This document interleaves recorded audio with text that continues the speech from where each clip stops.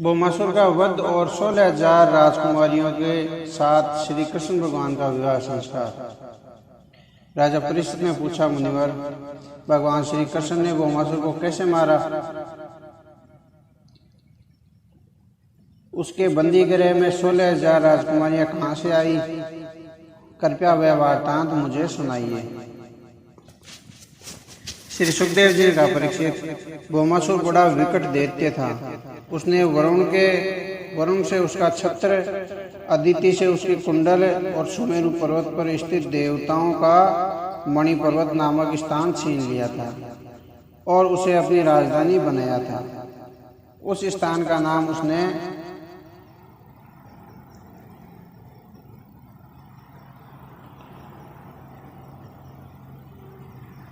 प्राग ज्योतिषपुर रखा था। उसकी व्यूह रचना उसने इस प्रकार से की थी कि उसका दुर्ग पूरी तरह सुरक्षित लग रहा था। उसके दुर्ग के चारों ओर ऊंचे और विकट पहाड़ थे।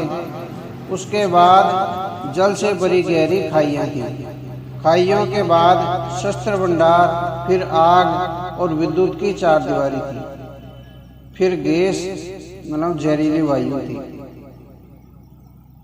फिर मायावी मोर दैत्य के विचित्र और खतरनाक मायावी जाल फंदे थे और तरह तरह के भयानक दैत्यों और हिंसक विषैले जंतुओं का आंगन भरा हुआ था। उनके बंदी गृह में विभिन्न प्रदेश, जातियां और राजाओं की अति सुंदर 16,000 कुमारियां बंद थी। उसे सुंदर सुंदर राजकुमारियों को पकड़कर लाने और अपने बंदी गृह में बंद करने का चस्का लगा हुआ था। उन राजाओं और इंद्र सहित देवताओं ने भगवान श्री कृष्ण की स्तुति की और भौमासुर को नष्ट करने की प्रार्थना की। परीक्षित, उन राजाओं और दैत्यों की प्रार्थना पर भगवान श्री कृष्ण ने भौमासुर का वध करने का संकल्प किया। दूसरे दिन भगवान श्री कृष्ण अपनी पत्नी सत्यभामा के साथ गरुड़ पर सवार होकर प्रयाग ज्योतिषपुर गए। भगवान श्री कृष्ण ने अपनी भारी गदा से पर्वतों को तोड़ फोड़ डाला और शस्त्रों के भंडार और अपने दिव्य बाणों से तहस नहस कर दिया। अपने सुदर्शन चक्र से उन्होंने जल, अग्नि, दूषित वायु आदि की चारदीवारी को खंडित कर दिया और विषैले जंतुओं को चुन चुन कर मार डाला। अपने पंचजन्य शंख के तुमुल नाद से उन्होंने भौमासुर के सेनापति मायावी मोर की हत्या भी कर डाली। वह क्रोध में भरकर उठ दौड़ा और अपनी भयानक गदा और त्रिशूल लेकर भगवान श्री कृष्ण के सामने अपनी फौज से बाहर निकला। उसने जैसे ही श्री कृष्ण को देखा तो जोर जोर से सांसें लेने लगा और फिर वह बादलों की गड़गड़ाहट के जोर से दहाड़ा। उसके 5 समान सिर थे और 5 सिर ही उस समय दहाड़ रहे थे। प्रलयंकारी सूर्य और अग्नि के समान उसकी आंखें जल रही थी। देखने में वह बड़ा भयानक लग रहा था। उसने त्रिशूल से भगवान श्री कृष्ण पर आक्रमण किया, परंतु भगवान के बाणों ने उसे वहीं का वहीं रोक दिया और उस त्रिशूल के टुकड़े टुकड़े कर दिए। अपने चक्कर से भगवान ने उसके 5 शीश काट डाले और समुद्र में जा गिरे और उसके प्राण पखेरु उड़ गए। मोर दैत्य के 7 पुत्र थे, ताम्र, अंतरिक्ष, श्रवण, विभावसु, वसु, नमस्वान और अरुण। अपने पिता के मरने से दुखी होकर वे भगवान श्री कृष्ण पर टूट पड़े। उन्होंने पीठ नामक दैत्य को अपना सेनापति बनाया। भगवान श्री कृष्ण ने भीषण बाण वर्षा करके उन सभी को मार गिराया। जब पृथ्वी पुत्र भौमासुर नकासुर ने देखा, फिर भगवान श्री कृष्ण ने चक्कर से भारी तबाही मचाई तो वह क्रोधित हो उठा। उधर भगवान श्री कृष्ण अपनी पत्नी के साथ गरुड़ पर सवार होकर आकाश में स्थित थे। इधर भौमासुर ने भगवान के ऊपर शतगनी नाम की शक्ति चलाई, परंतु भगवान ने एक पल भी खोए बिना उसके सभी वारों को धूल में मिला दिया। भौमासुर के सैनिकों के तीरों, बालों और तलवारों को भगवान ने अपने सुदर्शन चक्र से काट दिया। दूसरी ओर गरुड़ जी के पहले पंजों के आक्रमण से भौमासुर की सेना भागने लगी। भौमासुर ने अपना त्रिशूल उठाकर भगवान की ओर फेंका तो भगवान ने अपने चक्कर से उसे पीछे हटा दिया और स्वयं आगे बढ़ गए। भौमासुर का सिर गर्दन से अलग कर दिया। भौमासुर के मारे जाने पर आकाश में पुष्पों की वर्षा होने लगी, ढोल नगाड़े बजने लगे और तीरों की साएं साएं ने वहाँ विचित्र एवं मधुर संगीत उपस्थित कर दिया। उसी समय अपने पुत्र की मृत्यु पर शोक मनाने पृथ्वी भगवान के साथ आई और भगवान के गले में वैजयंती माला डालकर उनकी स्तुति की। उसने अदिति के कुंडल और वरुण का छत्र उन्हें लौटा दिया, साथ ही उन्हें धारण करने के लिए एक दिव्य मणि भी दी। उसके बाद पृथ्वी ने आदर के साथ उनसे कहा, हे शंख चक्र गदाधारी देव देवेश्वर, मैं आपको नमन करती हूँ। आप अपने भक्तों की इच्छा पूरी करने वाले हैं, मैं आपको नमस्कार करती हूँ। आप कल्याण स्वरूप हैं, दुखियों के रक्षक हैं, ऐश्वर्य और धन संपत्ति तथा वैराग्य के आप आश्रय हैं। आप सर्वव्यापक धीर वीर ज्ञान स्वरूप अजन्मे जगत की रचना करने वाले प्रकृति पुरुष, पंच तत्व के स्वामी, इंद्रियातीत सभी जीवों के आत्मा और परमात्मा हैं। मैं बारंबार आपके चरणों में नमन करती हूँ और आपसे प्रार्थना करती हूँ कि आप भौमासुर के पुत्र भगदत्त पर कृपा करें। यह अत्यधिक भयभीत हो रहा है, प्रभु इसकी रक्षा कीजिए, यह आपकी शरण में है।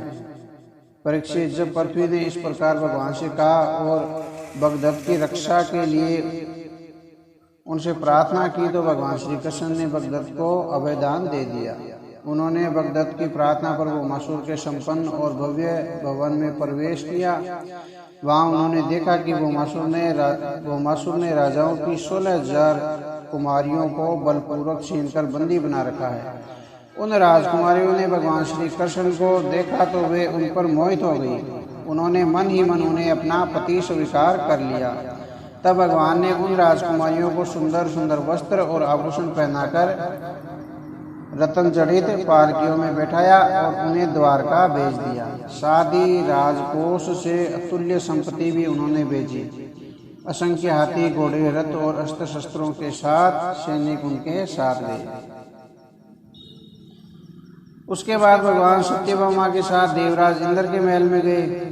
वहाँ देवराज इंद्र ने इंद्राणी सची के साथ उनकी प्रेम पूर्वक पूजा अर्चना की तथा आदर सत्कार किया। भगवान ने वरुण का छत्र और देवताओं की माता अदिति के कुंडल उन्हें सौंप दिए।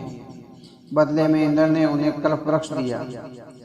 वे वहाँ से द्वारका आए। कल्प वृक्ष के लग जाने से वहाँ के उद्यानों की शोभा बढ़ गई और यदुवंशियों को मनोवांछित फल मिलने लगे। तदंतर राजन भगवान श्री कृष्ण ने एक ही मुहूर्त में अलग अलग भवनों में अपने अपने अलग अलग रूपों से उन राजकुमारियों से विवाह रचाया। उन सभी देवियों ने भगवान श्री कृष्ण को अपनी प्रेमा भक्ति से प्रसन्न किया और आनंद पूर्वक भगवान की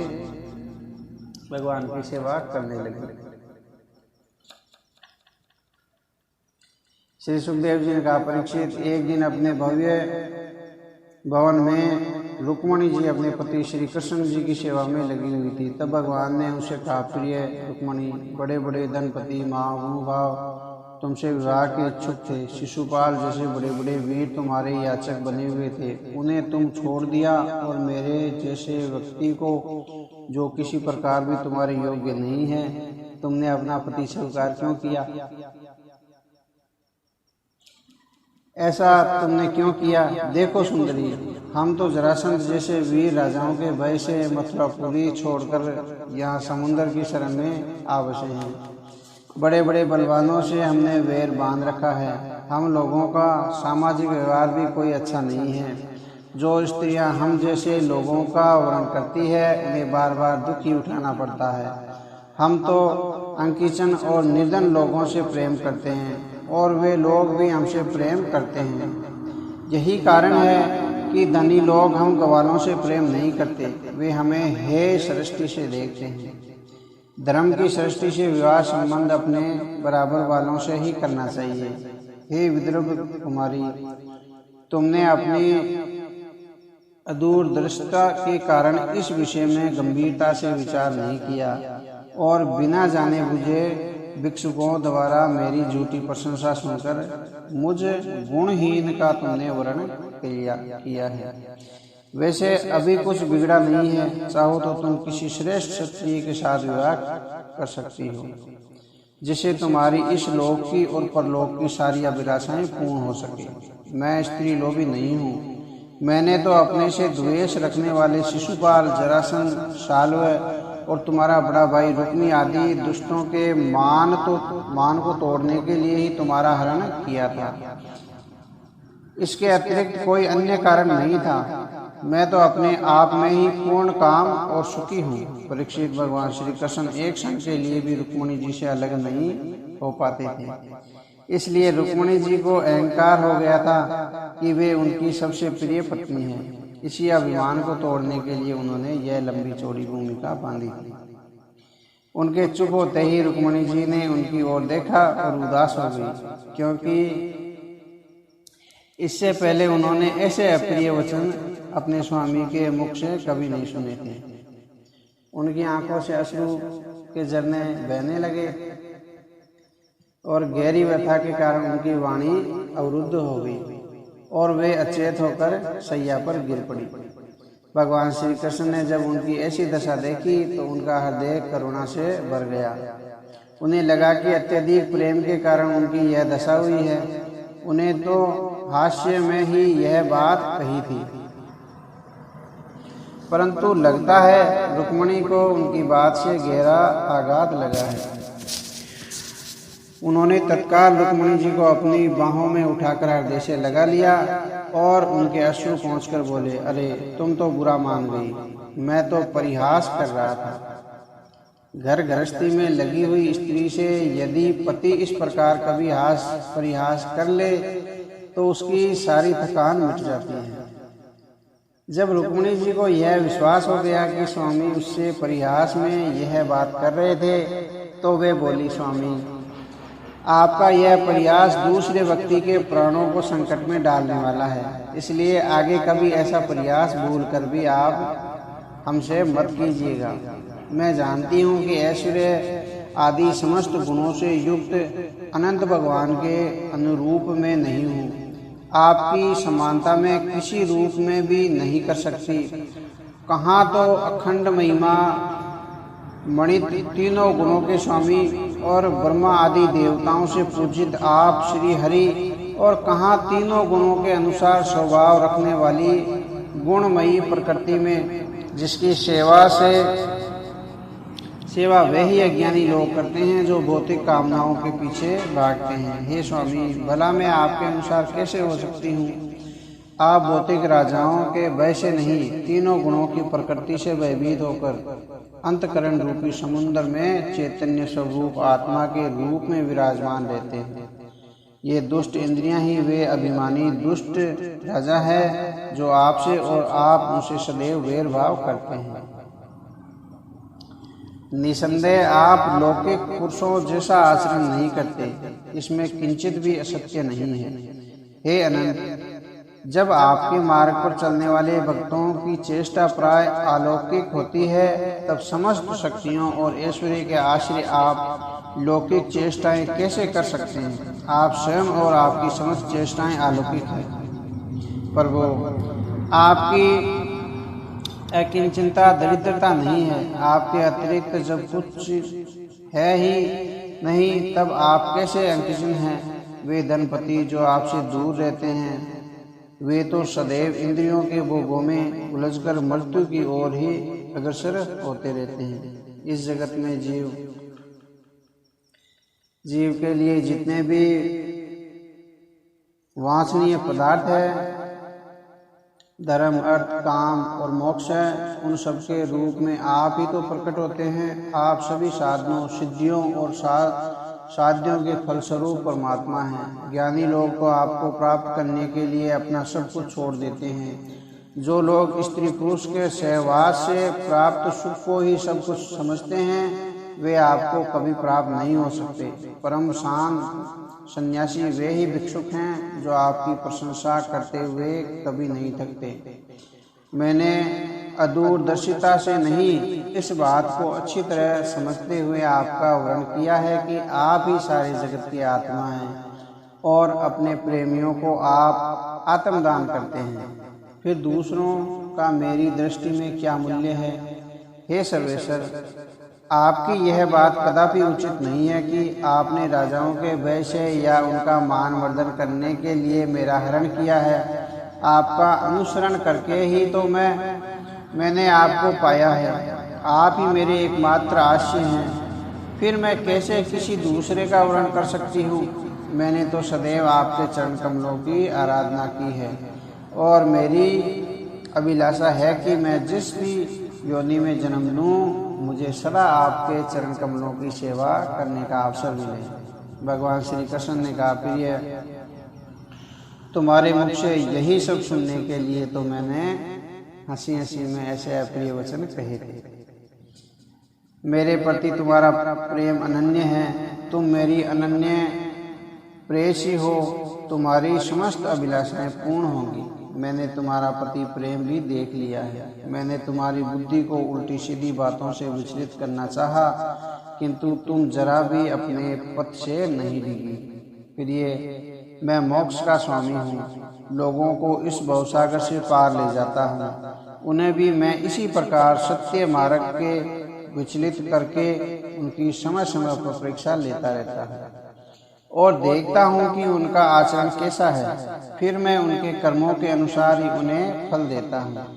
जो लोग केवल भोग विलास और अन्याय भौतिक सुखों को ही चाहते हैं, वे बड़े अज्ञानी हैं और नरक के समान अनेक प्रकार की योनियों में पड़कर दुख भोगते रहते हैं। परीक्षित, भगवान श्री कृष्ण तो समस्त जगत को शिक्षा देने वाले हैं और सर्वव्यापक हैं। वे इसी प्रकार गृहस्थ योचित धर्म का पालन करते हैं। श्री सुखदेव जी ने कहा, परीक्षित, भगवान श्री कृष्ण की प्रत्येक पत्नी के गर्भ से 10-10 पुत्र हुए। वे सभी रूप बल में अपने पिता के समान ही थे। बड़े बड़े देवता भी भगवान के वास्तविक स्वरूप को अथवा उनकी प्राप्ति के मार्ग को नहीं जान पाते। उन्हीं भगवान श्री कृष्ण को उन स्त्रियों ने पति रूप में प्राप्त किया था। वे सदैव प्रेम पूर्वक उनकी सेवा किया करती थी। उन रानियों में से भगवान की 8 पटरानियां थीं। उनमें से रुक्मणी जी उनमें प्रधान थी। उनके 10 पुत्र इस प्रकार थे: प्रद्युमन, चारुदेषण, सुदेषण, चारुदेह, सुचारु, चारुगुप्त, भद्रचारु, चारुचंद्र, विचारु और चारु। सत्यभामा के 10 पुत्र भानु, सुमानु, सर्वभानु, परभानु, भानुमान, चंद्रभानु, ब्रह्मदानु, अतिभानु, श्रीभानु और प्रतिभानु। जावंती के 10 पुत्र थे: सांब, सुमित्र, पुरुजित, सतजित्र, सहस्त्राजित, विजय, चित्रकेतु, वासुमान, द्रविड़ और कल्पु।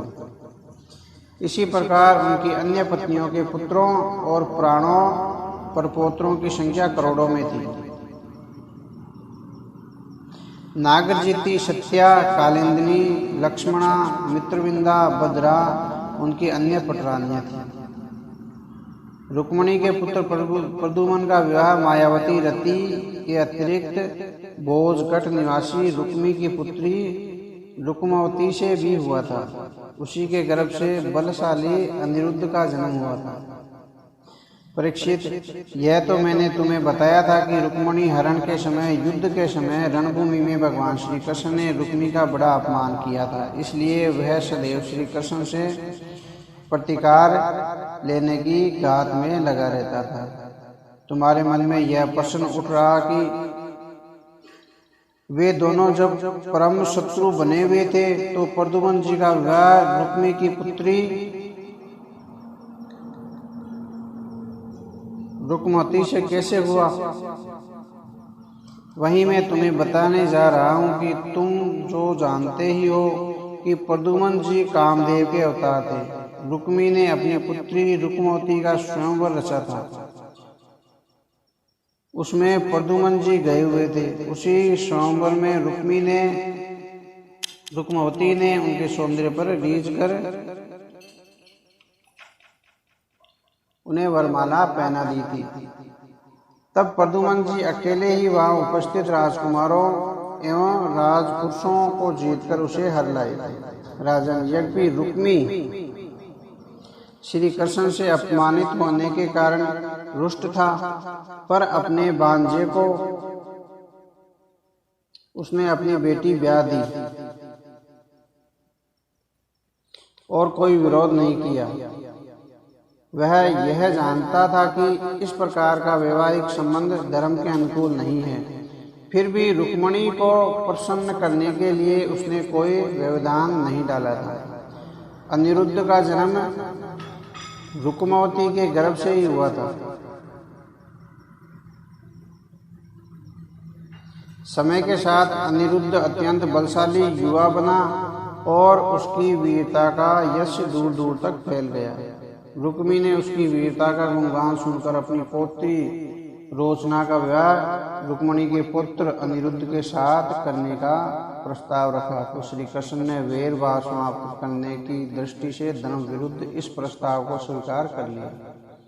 उन दोनों के विवाहोत्सव में द्वारका से भगवान श्री कृष्ण, बलराम जी, रुक्मिणी जी, प्रद्युम्न, सांब आदि भोज पर पधारे थे। जब विवाहोत्सव निर्विघ्न समाप्त हो गया तो कलिंग नरेश ने रुक्मी को उकसाया कि तुम चौसर खेलने के लिए बलराम जी को बुलाओ और उनकी संपत्ति का बड़ा भाग जीत लो। रुक्मी ने ऐसा ही किया। बलराम जी को पासे फेंकने तो आते नहीं थे, किंतु रुक्मी पासों का खिलाड़ी था। बलराम जी रुक्मी के साथ चौसर खेलने लगे। उस खेल में रुक्मी ने बलराम जी से काफी बड़ी रकम जीत ली। इस पर कलिंग नरेश बलराम जी की हंसी उड़ाने लगा, जिसे बलराम जी ने कोई महत्व नहीं दिया। उसके बाद रुक्मी ने 1,00,000 मोहरों का दाव लगाया, उसे बलराम जी ने जीत लिया। इस पर रुक्मी दुर्दता से कहने लगा कि यह बेईमानी है, इसे मैंने जीता है। बलराम जी इस बात से क्रोध में भर गए, परंतु उन्होंने धैर्य रखा और 10 करोड़ मोहरों का दाव लगा दिया। इस बार भी बलराम जी जीत गए, परंतु रुक्मी को उसके दुष्ट मित्रों ने भड़का दिया कि जीत उसकी हुई है। फिर क्या था, वह भड़क उठा और कहने लगा, जीत मेरी हुई है, तुम वन वन भटकने वाले ग्वाले खेलना क्या जानो, तुम तो सरासर बेईमानी पर उतर आए हो। इस बात पर बलराम जी भड़क उठे। उन्होंने अपना भारी मुकदर उठाया और रुक्मी के सिर पर दे मारा। रुक्मी वहीं ढेर हो गया।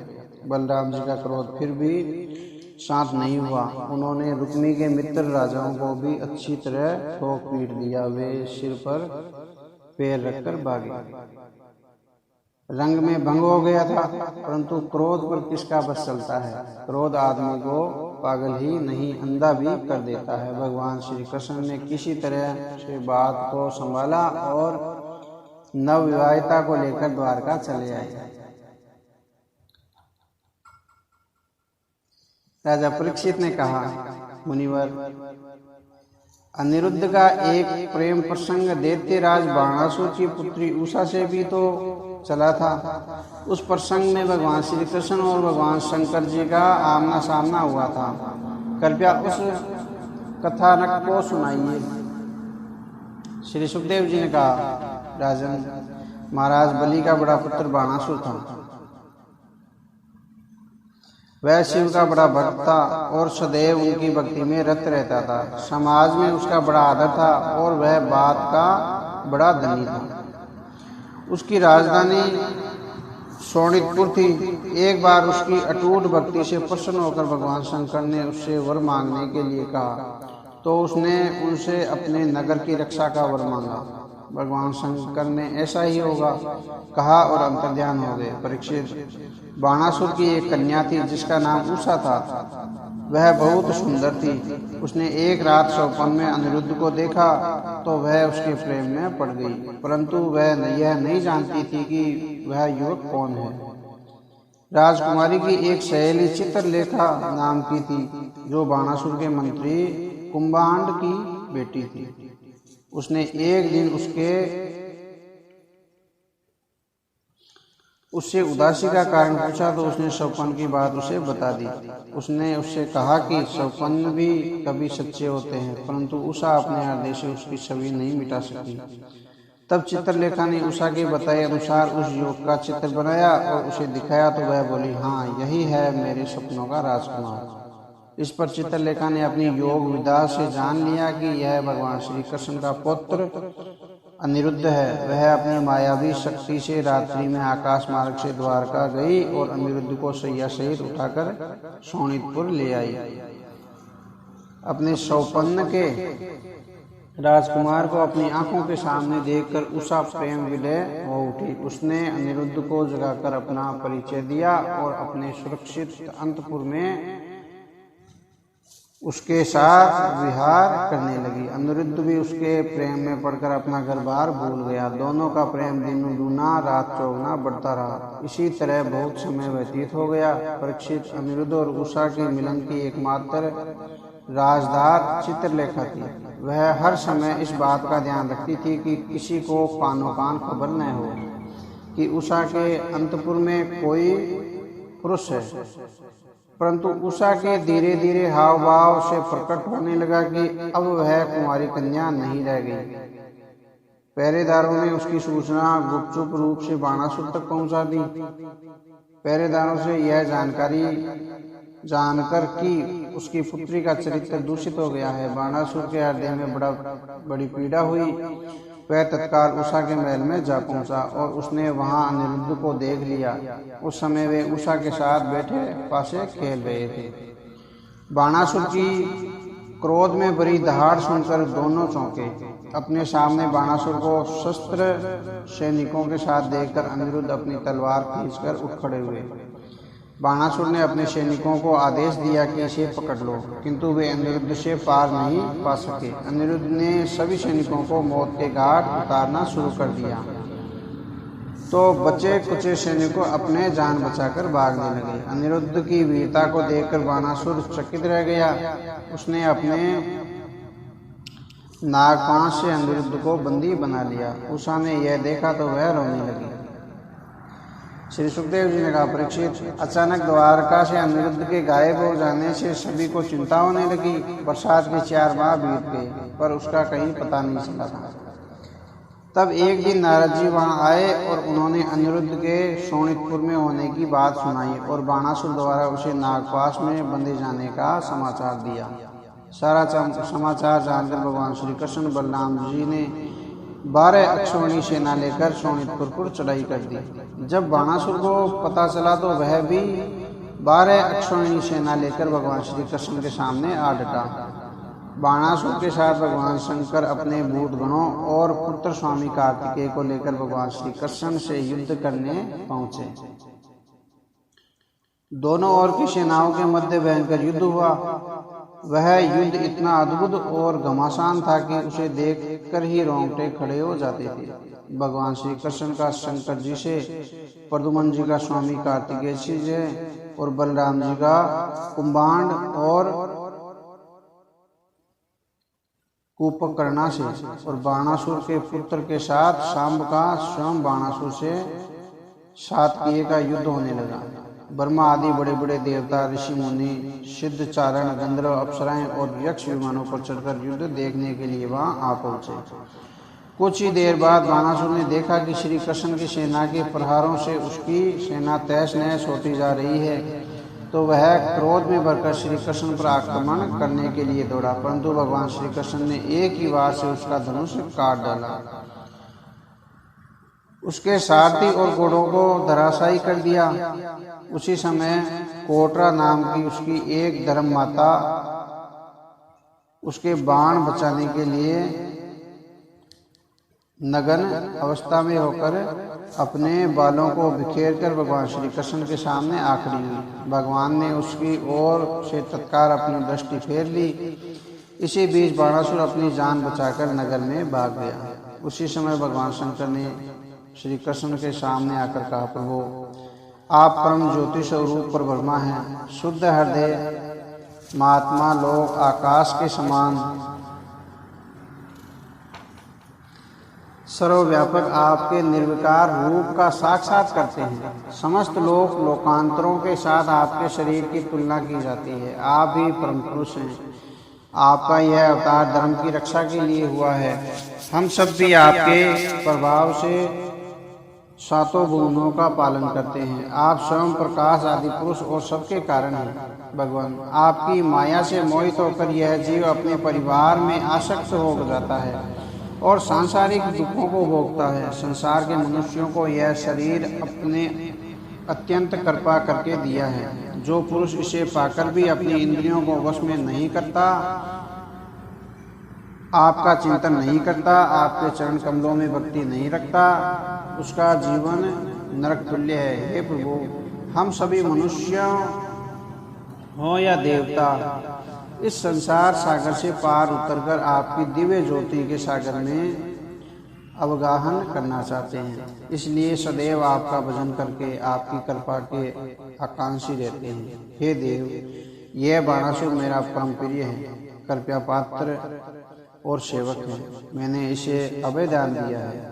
जैसे आपने इसके परदादा भक्त प्रहलाद को अभयदान देते हुए कहा था कि आप उसके किसी वंशज का वध नहीं करेंगे, यह बाणासुर उन्हीं दैत्यराज प्रहलाद का वंशज है। आप इस पर कृपा कीजिए। भगवान श्री कृष्ण ने कहा, भगवान, आप जैसा चाहते हैं वैसा ही होगा, इसलिए मैंने उसका वध नहीं किया है। मैं तो केवल उसका घमंड तोड़ना चाहता था। यह बाणासुर तो आपका पार्षद है, इसे किसी प्रकार का भय नहीं रखना चाहिए और अनिरुद्ध को अकारण बंदी बनाने के लिए समायाचना करनी चाहिए। भगवान श्री कृष्ण से अभयदान पाते ही बाणासुर अपने साथ अनिरुद्ध और उषा को रथ पर बैठा कर लाया और भगवान श्री कृष्ण को प्रणाम कर उसने धरती पर माथा टेक कर उसने क्षमा मांगी और उषा अनिरुद्ध को उसे सौंप दिया। उसके बाद भगवान श्री कृष्ण ने अपनी सेना के साथ भगवान शंकर से अनुमति लेकर द्वारका के लिए प्रस्थान किया। द्वारका में उनका भव्य स्वागत किया गया। शुभ मुहूर्त में भगवान ने उषा और अनिरुद्ध का विवाह संपन्न करा दिया। इस अवसर पर बाणासुर ने बहुमूल्य रत्नों का दान दहेज देकर वर वधू को आशीर्वाद दिया। राजन, जो पुरुष इस कथा प्रसंग का प्रातःकाल उठकर स्मरण करता है उसकी कभी पराजय नहीं होती। श्री सुखदेव जी ने कहा, परीक्षित, मैं तुम्हें एक अनन्य सुंदर प्रसंग सुनाता हूँ। एक बार कुछ यदुवंशी राजकुमार वन में घूमने के लिए गए। बहुत देर तक इधर उधर घूम फिरकर वे प्रकृति की शोभा का आनंद लेते रहे। तभी उन्हें प्यास लग गई। पानी की खोज करते समय उन्हें एक कुआं दिखाई दिया। उन्होंने कुएं में झांक कर देखा तो कुएं में पानी नहीं था, परंतु एक बड़े आकार का गिरगिट उन्हें कुएं में दिखाई दिया। उसे देखकर उन्हें आश्चर्य हुआ। उन्हें लगा कि वह गिरगिट कुएं से निकलना चाहता है पर निकल नहीं पा रहा है। तब उन्होंने करुणा से भरकर उसे कुएं से बाहर निकालने का प्रयत्न किया, किंतु प्रयत्न करने पर भी वे उसे कुएं से बाहर नहीं निकाल सके। तब उन्होंने द्वारका आकर भगवान श्री कृष्ण से उस गिरगिट के बारे में बताया। भगवान श्री कृष्ण ने उन राजकुमारों के साथ कुएं पर आए। उन्होंने अपना बायां हाथ कुएं में डाला और उस गिरगिट को कुएं से बाहर निकाल दिया। भगवान श्री कृष्ण के हाथ का स्पर्श होते ही उसका गिरगिट रूप जाता रहा और वह एक दिव्य पुरुष के रूप में प्रकट हो गया। सभी राजकुमार आश्चर्य से उसे देखने लगे। उसने भगवान को प्रणाम किया। तब राजकुमारों के आश्चर्य का समाधान करते हुए भगवान ने उस दिव्य पुरुष से पूछा, हे महाभाग, तुम कौन हो? ऐसा मालूम पड़ता है कि जैसे तुम कोई देवगण हो। किस कर्म के कारण तुम्हें इस योनि में आना पड़ा था? उस दिव्य पुरुष ने कहा, प्रभु, मैं महाराज इक्ष्वाकु का पुत्र राजा नरक हूँ। मैं अपने आप को महादानियों में मानता था, इसी का मुझे बड़ा घमंड था। मैं श्रेष्ठ ब्राह्मण राजकुमारों और ऋषि मुनियों को उनके सद्गुणों से प्रसन्न होकर बहुमूल्य वस्त्र, आभूषण और सोने से मड़ी सींगों वाली गायों का दान दिया करता था। एक बार दान न लेने वाले एक ब्राह्मण की गाय भटककर मेरी गायों में आ मिली। मैं इस बात से पूरी तरह अनजान था। अनजाने में ही मैंने उस गाय को ही दान कर दिया। जब वह ब्राह्मण उस गाय को ले जा रहा था तब उसके असली स्वामी ने उसे टोका और कहा कि यह गाय उसकी है। इस पर उसने कहा कि यह गाय उसे राजा ने दान में दी है, अतः यह गाय मेरी है। इस बात पर दोनों में झगड़ा हो गया और मेरे पास आए। उन दोनों की बात सुनकर मुझे अपनी भूल का एहसास हुआ। मैंने गाय दान लेने वाले ब्राह्मण से कहा कि इस गाय के बदले में वह उसे कई गोए देने को तैयार है, वह उस गाय को लौटा दे। उस ब्राह्मण ने कहा, राजन, दान दी हुई वस्तु को वापस लेना अधर्म यानी धर्म के विरुद्ध है। इसके बदले में यदि आप मुझे 1 लाख गोए भी दे तो भी लालचवश में उन्हें नहीं ले जा सकता। तब मैंने गाय के असली स्वामी से कहा कि उस गाय के बदले में मैं उसे 1 लाख गोए देने को तैयार हूँ। इस पर गाय के असली मालिक ने कहा, राजन, आपने चाहे अनजाने में ही मेरी गाय को दूसरे ब्राह्मण को दान कर दिया, परंतु यह आपकी चोरी कहलाएगी। चोरी की हुई वस्तु दान करना महापाप कहलाता है। अब आप चाहे मुझे 1 लाख या 2 लाख कितनी भी गोए दें, पर मेरे मन में यह भाव नहीं जा पाएगा कि आपने मेरी गाय को चोरी करके दूसरे को दान कर दिया है। इसलिए मैं इस गाय के बदले में दूसरी गौओं को स्वीकार नहीं कर सकता, क्योंकि वे मुझे दान की हुई गाय के बदले में मिलेगी। यह मेरे लिए अधर्म की बात होगी कि मैं उन्हें स्वीकार करूं। परीक्षित, राजा नरक बड़े धर्म संकट में पड़ गया था। उसने दोनों ब्राह्मणों को समझाने की कोशिश की, परंतु कोई भी धर्म विरुद्ध आचरण करने को तैयार नहीं था। गाय का असली स्वामी बिना कुछ लिए चला गया। उसे गाय दान में दी गई थी। वह भी यह कहकर कि चोरी की वस्तु दान लेना अपना अपमान है, वह भी गाय को वहीं छोड़ कर चला गया। राजा नरक बोला, देवादिदेव जगदीश्वर, इसके बाद आयु समाप्त होने पर जब यमराज के दूत मुझे यमपुरी ले गए तो धर्मराज यम ने मुझे पूछा, राजन, तुम पहले अपने पाप का फल भोगना चाहते हो या पुण्य का? तुम्हारे दान और धर्म के फलस्वरूप तुम्हें तेजस्वी लोक प्राप्त होने वाला है। तब मैंने यमराज से पहले पाप का फल भोगने की इच्छा व्यक्त की। उन्होंने कहा, तुम गिर जाओ। उनके ऐसा कहते ही मैं गिरने लगा। गिरते गिरते मैंने देखा कि मैं गिरगिट हो गया हूँ। मैं तभी से इस कुएं में पड़ा था। प्रभु, आप तो स्वयं अंतर्यामी हैं, आप सबके साक्षी हैं। अनजाने में किए मेरे अपराध के भी आप साक्षी हैं। मैंने सदैव आपका स्मरण किया है। आपकी कृपा से ही मेरे पूर्व जन्मों की स्मृति नष्ट नहीं हुई। आप परमात्मा हैं। आपके दर्शनों की मुझे सदैव से प्यास लगी थी, तभी आपने मुझे दर्शन दिए हैं और मुझे मेरे पाप कर्म से उबारा है। अब आप मुझे जहाँ भेजेंगे मैं वहीं चला जाऊँगा। आप मुझे आज्ञा दीजिए, मुझ पर ऐसी कृपा कीजिए कि मेरा चित्त सदैव आपके श्री चरण कमलों में लगा रहे।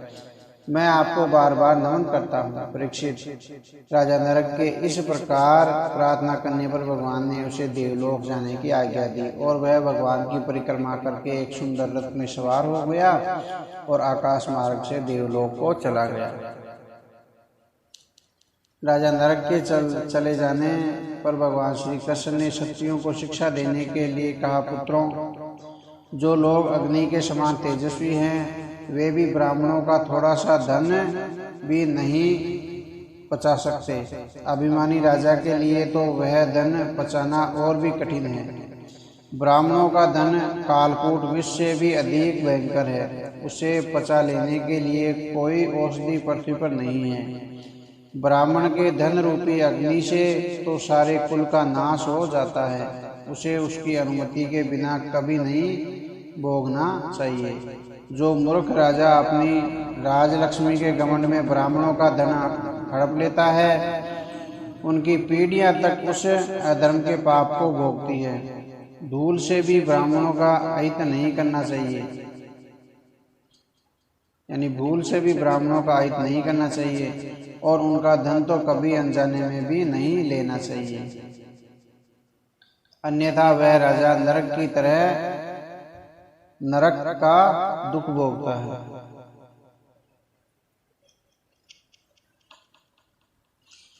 श्री सुखदेव जी का परीक्षित, बहुत दिनों से बलराम जी का मन ब्रज जाने के लिए मचल रहा था। उनके मन में नंद बाबा और यशोदा माता के साथ सभी साथी ग्वाल बालों से मिलने की बड़ी उत्कंठा थी। वे ब्रज गए तो ब्रजवासी सभी गोप गोपियों ने उन्हें बड़े प्रेम से गले लगाया और सभी अपने बंधु बांधवों की कुशल क्षेम पूछी। बलराम जी को नंद बाबा और यशोदा ने आशीर्वाद दिया और श्री कृष्ण के परिवार के बारे में जानकारी हासिल की। उनके दर्शन से और उनके मधुर वचनों से गोप गोपियां निहाल हो गई। उन्होंने हंसकर पूछा, क्यों बलराम जी, नर नारियों के प्राण वल्लभ श्री कृष्ण जी कुशल से तो है, क्या उन्हें कभी हमारी याद आती है? अब तो वे पुत्र और पौत्र वाले हो गए हैं। क्या उनकी रूप माधुरी अभी भी लोगों का मन अपनी ओर आकर्षित करती है? क्या कभी हमें दर्शन देने वे यहाँ आएंगे? उन्होंने तो हमें बिल्कुल ही भुला दिया है। उदास गोपियों के चेहरे को देखकर बलराम जी ने उन्हें उदासी दूर करने के लिए श्री कृष्ण के हृदय स्पर्शी और लुभावने संदेश सुनाकर उन्हें सांत्वना दी और कहा कि वे उनसे भेंट करने अवश्य आएंगे। उनके बाद पूरे ब्रज में धूम मच गई और बलराम जी ब्रज में घूम घूम कर अपने सखों के साथ मिलने लगे। उन्हें यह देखकर आश्चर्य हुआ कि यमुना जी ब्रज भूमि को छोड़कर दूर चली गई है। उन्होंने यमुना जी को पुनः ब्रज में लाने के लिए अपने हल की नोक से यमुना जी को खींचकर ब्रज में लाने का प्रयास किया। पहले तो यमुना जी ने उनकी बात नहीं मानी, किंतु जब उन्होंने हल से गहरी नहर खोदी तो यमुना जी फिर से ब्रज में चली आई। उन्होंने गोप गोपियों के साथ जल क्रीड़ा की। सभी को यमुना के पुण्य आ जाने से बड़ी प्रसन्नता हुई। वे कुछ दिनों के लिए वहीं ठहरकर विहार करने लगे। श्री सुखदेव जी का परीक्षित, जिन दिनों बलराम जी ब्रज में थे तब करुष देश के अज्ञानी राजा पौंड्रक ने भगवान श्री कृष्ण के पास एक दूत भेजकर यह कहलवाया, भगवान वासुदेव आप नहीं मैं हूँ। मूर्ख लोगों को ही आप बहकाया करते हैं, जबकि जगत का उद्धार करने के लिए पृथ्वी पर अवतार मैंने लिया है। इस प्रकार उस मूर्ख राजा ने अपने को ही भगवान कहलवाना प्रारंभ कर दिया। उसे इसमें बड़ा आनंद आने लगा। उसके चाटुकार लोग उसे ही भगवान वासुदेव कहकर पुकारने लगे। उसका दूत द्वारका आया और अपने राजा का संदेश उसने कह सुनाया। उस समय भगवान श्री कृष्ण राजसभा में बैठे हुए थे। दूत ने यह भी कहा कि या तो वे अपने आप को भगवान कहलाना बंद कर दे या फिर युद्ध के लिए तैयार रहे। परीक्षित, उस मूर्ख पौंड्रक की बात सुनकर महाराज उग्रसेन और सभासद जोर जोर से हंसने लगे। उनकी हंसी रुकने पर भगवान श्री कृष्ण ने दूत से कहा, दूत अपने मूढ़ राजा से कहना कि रणभूमि में मेरा चक्कर जब उसका और उसके उन साथियों का जो उसे उकसाते रहते हैं वध करेगा, तब औंधे मुँह गिरे उसके शरीर को चील कौवे और मांसाहारी गीद खाएंगे। वह उस समय कुत्तों की शरण होगा। दूत भगवान श्री कृष्ण का संदेश लेकर चला गया। उन दिनों करुष देश का राजा पौंड्रक अपने मित्र काशीराज के पास रहता था। भगवान श्री कृष्ण ने रथ पर सवार होकर काशी पर चढ़ाई की। उनके आक्रमण का समाचार पाकर पौंड्रक भी उनके जैसा वेश धारण करके अपनी सेना के साथ उनका सामना करने मैदान में निकल आया। काशी का राजा भी अपनी सेना के साथ उसकी सहायता को आ गया। भगवान श्री कृष्ण ने पौंड्रक को देखा। उसने भी शंख चक्र गदा तलवार और सारंग धनुष धारण कर रखे थे। सीने पर स्वस्तिक का चिन्ह था। वक्ष पर कृत्रिम कौतुक मणि भी शोभायमान हो रही थी। उसने पीले रेशमी वस्त्र पहन रखे थे और रथ की ध्वजा पर गरुड़ का चिन्ह था। पूरी तरह अपनी वेशभूषा देखकर भगवान श्री कृष्ण को हंसी आ गई।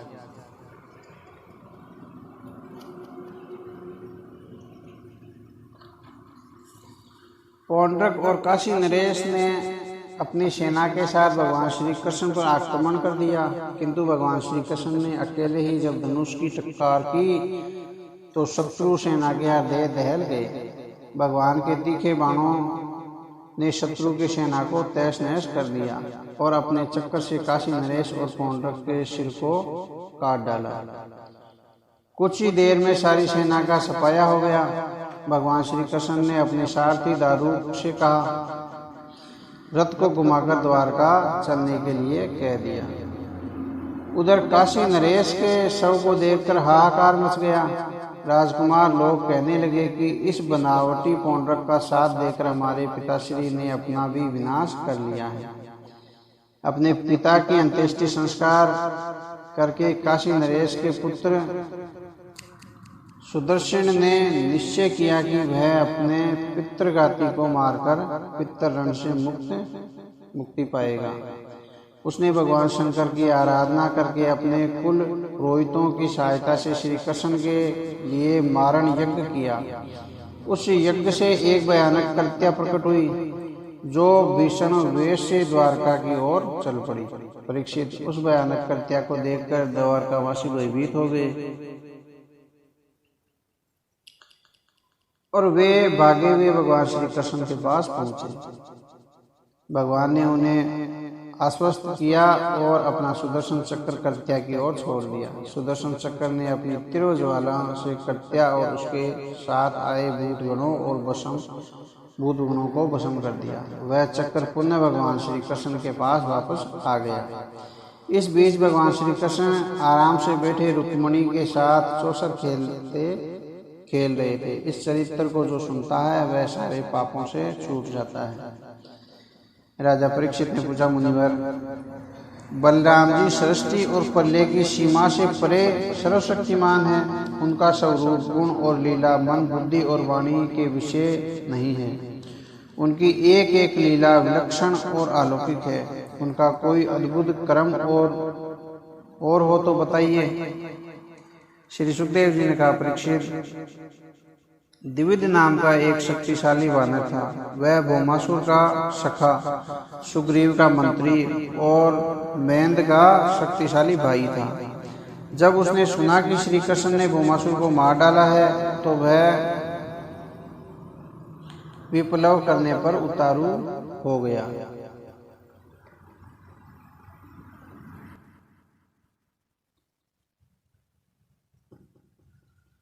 वह वानर अहिरों की बस्तियों को जलाने लगा और बड़ी बड़ी चट्टानों को उखाड़ उखाड़ कर फेंकने लगा।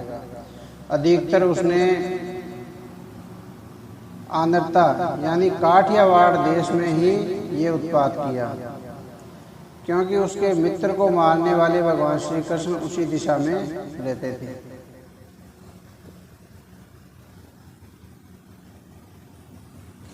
द्विविध वानर में 10,000 हाथियों का बल था। वह दुष्ट बड़े बड़े ऋषि मुनियों के आश्रमों को तोड़ फोड़ डालता था और यज्ञ संबंधी अग्निकुंडों में मलमूत्र डालकर उन्हें दूषित कर दिया करता था। एक दिन वह वानर रेवतक पर्वत पर गया। वहां उसने देखा कि यदुवंशियों में श्रेष्ठ बलराम जी सुंदर सुंदर युवतियों के समूह में बैठे हुए हैं। वे मधुपान करके मधुर संगीत गा रहे हैं और मदमस्त गजराज की तरह वहां शोभायमान हो रहे थे। वह दुष्ट वानर वृक्षों की शाखाओं पर चढ़कर किलकारी मारता और उन्हें झकझोर देता तो वहां बैठी युवतियां मुस्कुरा देती और खिलखिला पड़ती। उस वानर की हरकतें बढ़ने लगी और बलराम जी को क्रोध आया। उन्होंने पत्थर फेंककर उसे भगाना चाहा, पर वह बच गया और बलराम जी को चिढ़ाने लगा। उस वानर ने उछल कूद करके युवतियों के वस्त्र फाड़ डाले और मधु कलश तोड़ दिए। उसने दौड़कर एक साल वृक्ष से उखाड़ लिया और बलराम जी के सिर पर दे मारा। अब तो बलराम जी का क्रोध फट पड़ा। उन्होंने क्रोध में भरकर अपनी मूसल उठा ली और उसके सिर पर प्रहार कर दिया। मूसल लगने से विविध का सिर फट गया और रक्त बहने लगा। उसने क्रोध में एक दूसरा वृक्ष उखाड़ा, किंतु बलराम जी ने उस वृक्ष के टुकड़े टुकड़े कर दिए और उस पर मूसल का पुण्य ऐसा वार किया कि वह वानर मुख के रक्त उगलता हुआ वहीं ढेर हो गया। परीक्षित, उसके मरने पर ऋषि मुनि बलराम जी की जय जयकार करने लगे। बलराम जी फिर द्वारका चले गए। श्री सुखदेव जी ने कहा, परीक्षित, जामवंती का पुत्र शांब अत्यंत वीर था। वह अकेले ही हस्तिनापुर से दुर्योधन की पुत्री लक्ष्मणा का हरण करके ले आया। इससे कौरवों के मन में बड़ा क्रोध हुआ। उन्होंने हस्तिनापुर से बाहर निकलते ही उसे बंदी बना लिया। यज्ञ शांब ने उनके साथ वीरतापूर्वक युद्ध किया, किंतु कौरवों के सामने उसकी एक नहीं चली। परीक्षित, नारद जी ने यह समाचार यदुवंशियों को दिया तो वे क्रोध से भर उठे। वे महाराज उग्रसेन की अनुमति लेकर कौरवों पर चढ़ाई करने की तैयारी करने लगे। बलराम जी को उनकी तैयारी ठीक नहीं लगी। उन्होंने उन्हें शांत करने के लिए कहा और स्वयं एक तिरोगामी रथ पर सवार होकर हस्तिनापुर पहुंचे। उनके साथ उद्धव जी भी थे। हस्तिनापुर पहुंचकर बलराम जी ने नगर के बाहर एक उपवन में डेरा डाल दिया और उद्धव जी को धृतराष्ट्र के पास यह जानने के लिए भेजा कि कौरव लोग क्या करना चाहते हैं, उस बात का पता लगाओ। उद्धव जी ने कौरवों की सभा में जाकर बलराम जी का संदेश दिया। महाराज, बलराम जी चाहते हैं कि आप यदुवंशियों से भेदभाव न करें और शांब के साथ लक्ष्मणा को विधि पूर्वक विवाह करके विदा कर दें। उद्धव जी की बात सुनकर दुर्योधन और उसके भाइयों को क्रोध आ गया। उसने उत्तर दिया, जो यदुवंशी हमारे कारण ही राज्य का सुख भोग रहे हैं, वे आज हमारी बराबरी करने का स्वप्न देख रहे हैं। हमारे दिए हुए राज्य चिन्हों को लेकर वे घमंडी हो गए हैं। वे सिंह का ग्रास छीनना चाहते हैं। बस बहुत हो चुका। हम इन यदुवंशियों से किसी प्रकार का भी वैवाहिक संबंध नहीं बना सकते। उनका इतना साहस कैसे हो गया, हमें तो यह देखकर बड़ी हैरानी हो रही है। पैर की जूती हमारे सिर चढ़ना चाहती है। परीक्षित, बलराम जी ने सुना तो हंसकर बोले, उद्धव जी, सच है कि जिन दुष्टों को अपनी कुलीनता, बल, पुरुष और धन का घमंड हो जाता है, वे शांति की बात सुनना नहीं चाहते। उन्हें रास्ते पर लाने का तरीका एकमात्र डंडा ही होता है। जैसे उद्दंड पशुओं को ठीक करने के लिए डंडे का प्रयोग किया जाता है,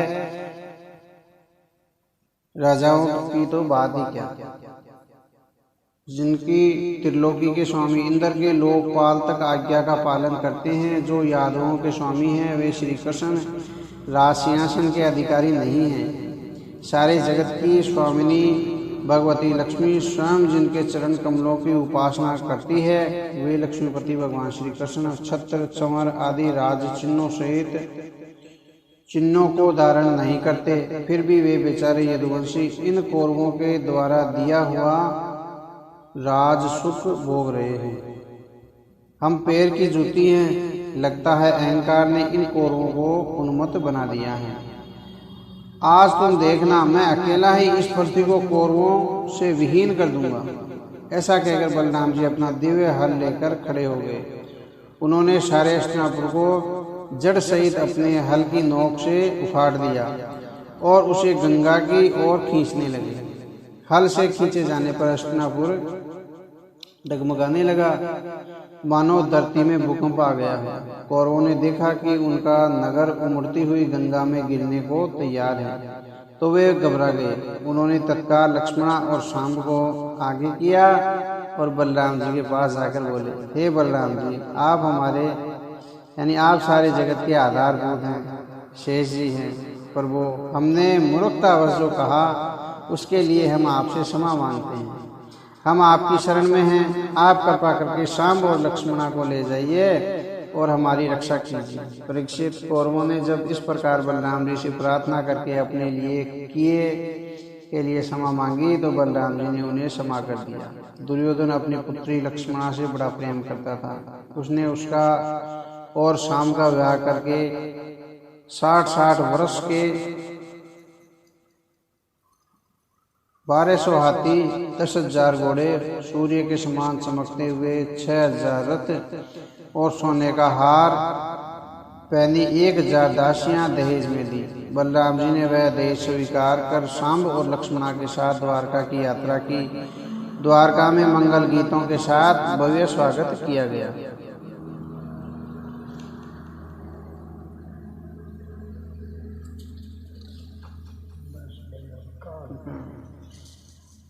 तो 5 मिनट और रहेगी। श्री सुखदेव जी ने कहा, परीक्षित, जब देवर्षि नारद ने यह सुना कि भगवान श्री कृष्ण ने भौमासुर का वध करके उसके बंदी गृह से छुड़ाई हुई 16,000 राजकुमारियों से 16,000 शरीर धारण करके अलग अलग महलों में विवाह रचाया है, तो उनकी ग्रहचर्या को देखने की उत्सुकता में वे एक बार द्वारका आए। द्वारका का अद्भुत प्राकृतिक सौंदर्य देखकर वे अभिभूत हो गए। द्वारकापुरी में भगवान श्री कृष्ण का बहुत ही सुंदर अंतपुर था। उसका निर्माण स्वयं विश्वकर्मा जी ने अपने हाथों से किया था। भगवान की 16,000 रानियों के अलग अलग महल थे, जो सुगंधित पुष्पों और कृत्रिम झरनों से अत्यधिक शोभायमान थे।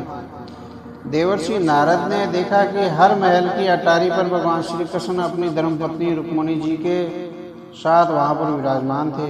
दासियां उन्हें चौड़ डुला रही थी। नारद जी को देखकर भगवान श्री कृष्ण अपनी शैया पर से उठ खड़े हुए और रुक्मिणी सहित उन्होंने देवर्षि नारद को प्रणाम किया और गंगा जल से उनके शरण पखारे। उन्होंने बड़े प्रेम से आदर के साथ नारद जी को आसन पर बैठाया। वे ब्राह्मणों को अपना आराध्य देव मानते थे। उन्होंने नारद जी से कहा, प्रभु, आप तो समग्र ज्ञान, वैराग्य, धर्म, यश, श्री और ऐश्वर्य से परिपूर्ण हैं। तीनों लोकों में आपकी निर्द्वंद गति है। आप कहीं भी जा सकते हैं। आप पर कोई रोक टोक नहीं है। कहिए, हम आपकी क्या सेवा करें? बिना किसी प्रयोजन के तो आपके दर्शन दुर्लभ है। नारद जी ने कहा, भगवान, आप समस्त लोगों के एकमात्र स्वामी हैं। आप अपने भक्तजनों से प्रेम करते हैं और दुष्टों को दंड देते हैं। आपने संपूर्ण जीवों की रक्षा के लिए और उनका कल्याण करने के लिए अवतार लिया है। आपके चरण कमलों के दर्शन करके आज मुझे परम पुण्य प्राप्त हुआ है। आपकी योग माया कोई सीमा नहीं है।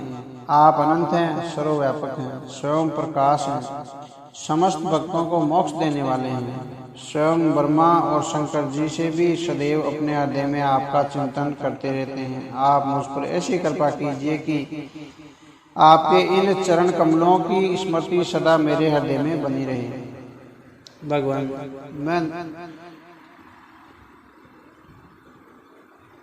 भगवान ने मुस्कुराकर कहा, नारद जी, मैं तो सदैव आपके हृदय में रहता हूँ।